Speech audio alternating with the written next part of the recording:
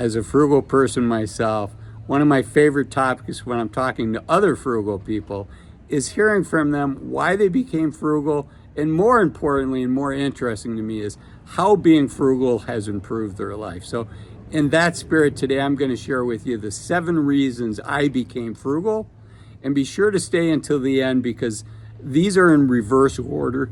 And the last one is the number 1 reason I became frugal.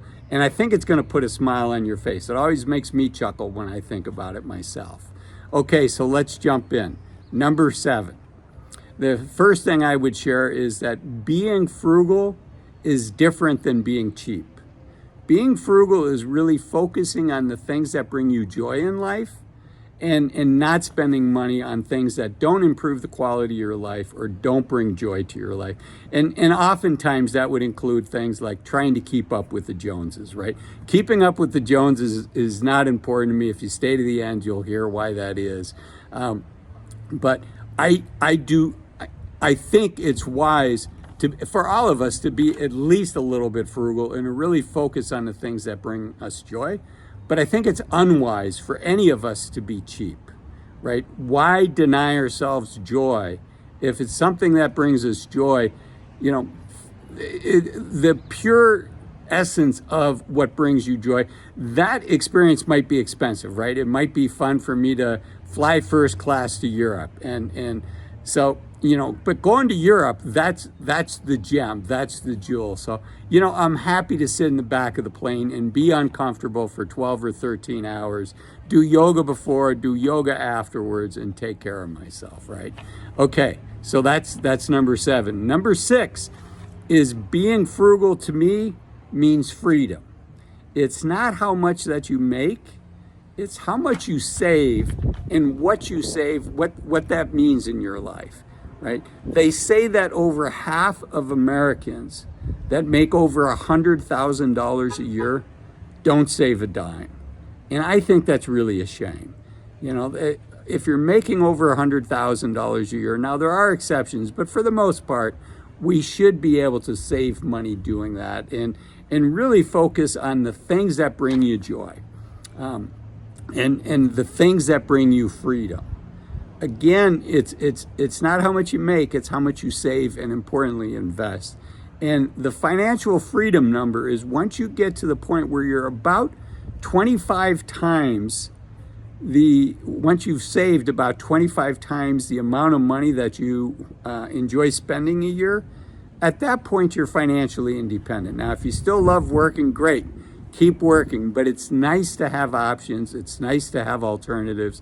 It's nice to know in your back pocket that you've earned that financial freedom. So for me, it's a side benefit. Being frugal brought me to a point where I was financially independent sooner. Okay, number 5, I don't like feeling like a pawn in the system. You know, the U.S. economy, 2/3 of the U.S. economy is driven off of consumer spending. So all you people that enjoy spending, thank you very much. The US economy needs that consumer spending, but it doesn't mean I need to be spending that money, right?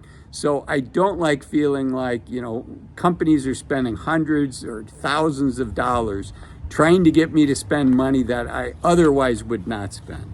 I'd rather be thoughtful. I'd rather do my own research. I'd rather think about what brings me joy and focus on those. Okay, number 4, and I guess I should share with you why we're not going for a walk today. Regular viewers of my channel know we normally go for a walk.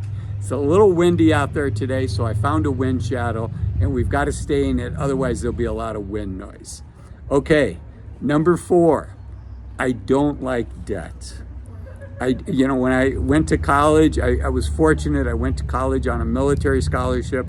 I had a little bit of student debt, and I have to say, I really did not like that.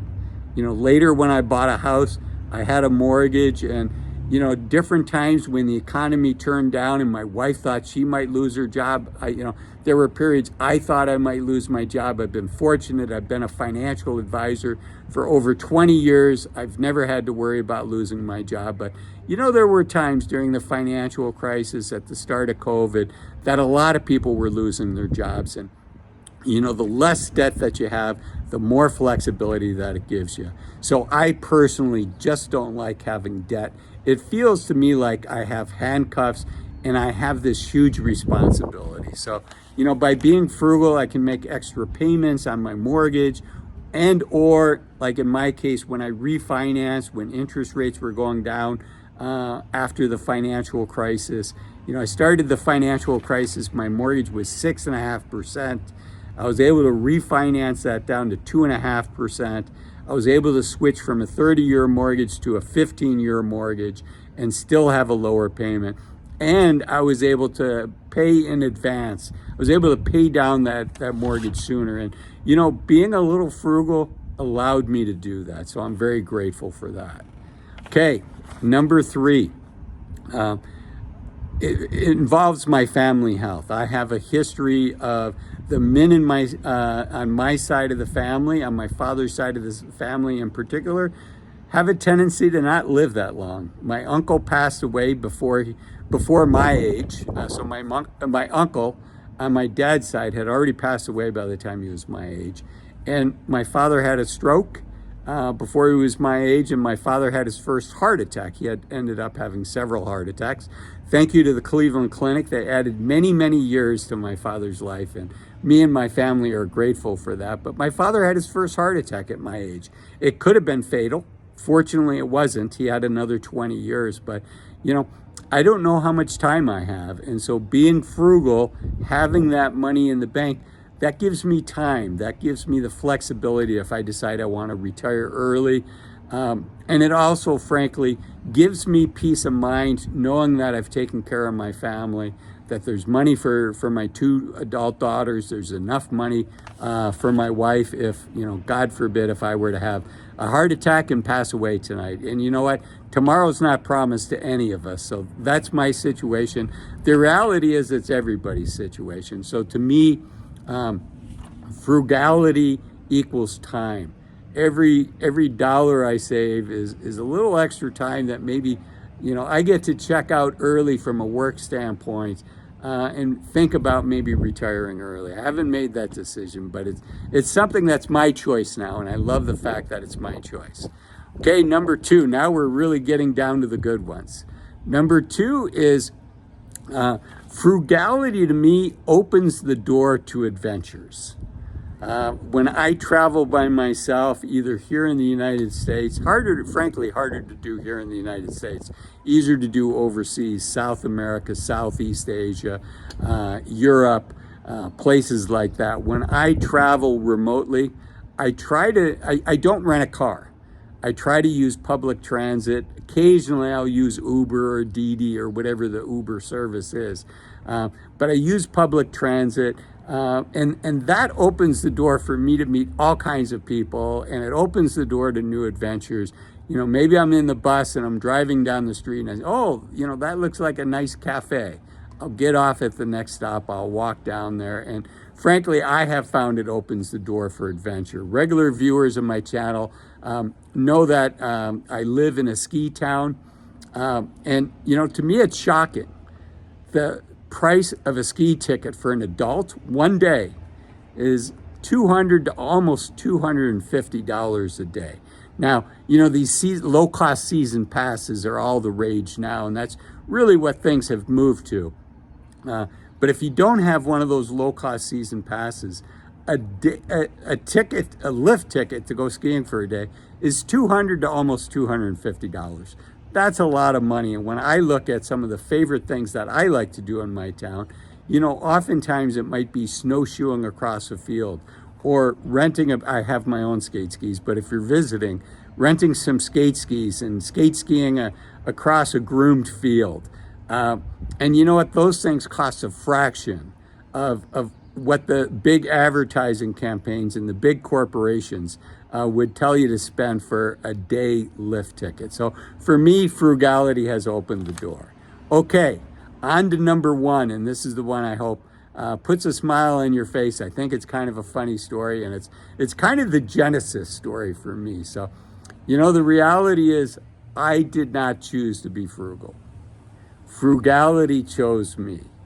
And let me tell you what I mean by that. Neither of my parents ever, their entire life, ever made more than 3 times the federal minimum wage. And yet they were able to buy a house. They were able to we always had a roof over our heads. We always had food on the table. We went to good public schools. My brother, sister, and I all graduated from college. As I said earlier, I was fortunate. I had a military scholarship, but my parents were able to help out my brother and sister with their college. And how were they able to do that? One, we lived in a town that wasn't too expensive to live in. I grew up outside of Cleveland, Ohio. But the other is my parents were frugal. If we couldn't afford it, we did without. In fact, in a previous video I shared, when I was 6 years old, we went downtown to the Higbee store, which was a department store. It's actually in it's where the Santa Claus scene is in Home Alone, the original Home Alone. The Higbee store in Cleveland, Ohio. In fact, that whole movie takes place outside of Cleveland, Ohio. So when I was 6 years old, we went downtown to go see Santa Claus the Saturday before Christmas with hundreds of other, little 4, 5, 6-year-olds. And when we came home late at night, unfortunately, we found out that our house had been broken into and they stole everything. And when I say everything, I mean everything. They even took the dirty clothes hamper filled with dirty clothes, which I don't know why they wanted our dirty clothes, but they did. And what I learned from my parents, though, is, they stole our dining room furniture. They stole everything. And my family did without for a while. This is back in the days when soda cases for the return bottles, remember those? Soda cases were made out of wood. So my father borrowed a couple of those from a local grocery store and a piece of plywood. That was our dining room table and our dining room chairs. I'm sitting on this nice lawn chair right now. But our dining room chairs were soda cases, wooden soda cases. Probably for like 2 years until my parents could afford to pay cash for the replacement furniture, for everything else. So we bought the necessities that we needed. As a financial advisor, I tell people have at least 2 to 3 months of emergency cash. Hopefully you never have to use it to replace things that were stolen. But, my parents were great role models for me in that regard. They exhibited being frugal. I never felt like I did without, right? My parents made it an adventure.